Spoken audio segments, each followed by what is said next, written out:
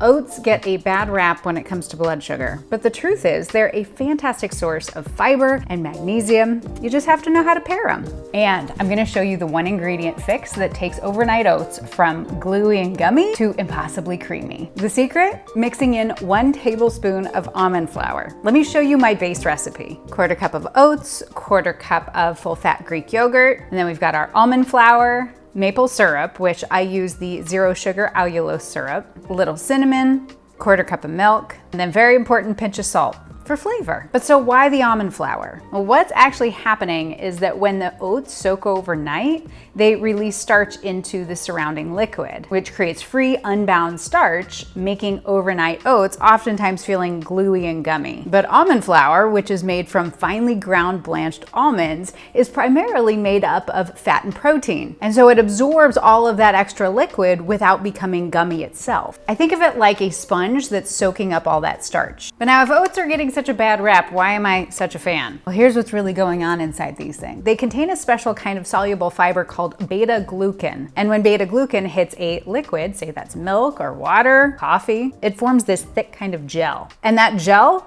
physically slows down how quickly glucose is absorbed into your bloodstream. That it does help to keep that oat fully intact because the impact isn't quite as profound with instant oats. And so that's why we're using rolled today. And so that is the base recipe. You can do as many as you'd like, stick them in the fridge. They're ready to go the next day. But to put the gourmet into glucose gourmet, I wanted to throw some flavors at these. So let me show you my 2 favorite variations. The first one is just like a lemon poppy seed muffin. All I did was add a 1/2 tablespoon of poppy seeds, fresh lemon juice, of course some zest, put a lid on it, and look forward to breakfast tomorrow. But now real quick, let's talk fiber. Why am I such a big fan? Well, to give you some context, go back 2 years ago. Physically, I was in a really rough place. Like I felt like my body was no longer mine. I was having energy crashes like every day, 3 p.m. I just felt like I hit a wall. My mood was all over the place. I had some major joint pain to the point that I had to stop running. And from a hormonal perspective, I was starting to dread my monthly cycle, which was so weird as a woman of, at the time, 42 years old. I'm like, why all of a sudden does my body hate me? And so I got curious, started reading some books, and got turned on to the idea that blood sugar balance, even though I'm not diabetic, would be helpful and supportive of my overall body, providing better energy. If you're curious about some of the books that I've read,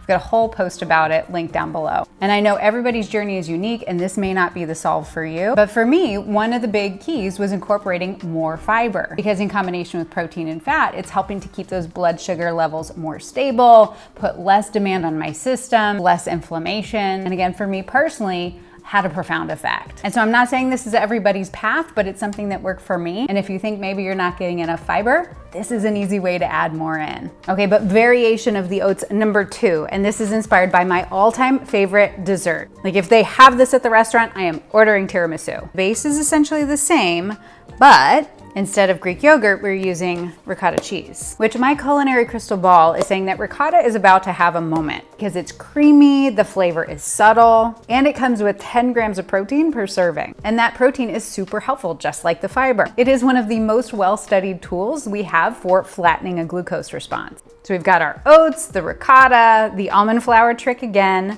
cinnamon, very important. One of my favorite things to add to baked goods is just a little dash of almond extract.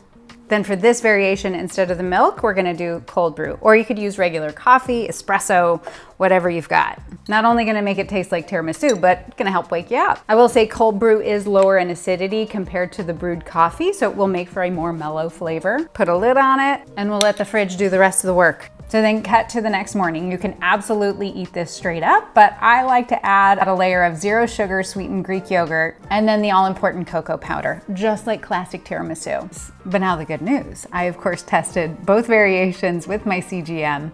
And the response, despite having oats, was remarkably stable. Tiramisu peaked at 110 milligrams per deciliter and was only 8 minutes above target. But now, of course, because science, I tested just plain oats because I was curious, just to prove that yes, I'm not some freak of nature who just always has stable blood sugar no matter what she eats. You can see with the plain oats that the curve is completely different. This comparison right here is why I'm such a big advocate for fiber, healthy fats, and protein in combination with carbohydrates. because we can get all the benefits of the oats, but without the spike. But of course, the trick is that you actually want to eat it. And that's where that almond flour comes into play, because this is like dessert for breakfast.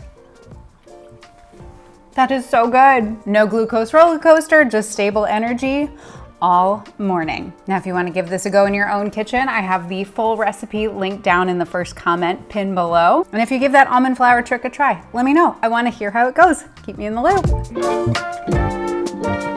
Ooh, let's add some chocolate chips. That's a good idea.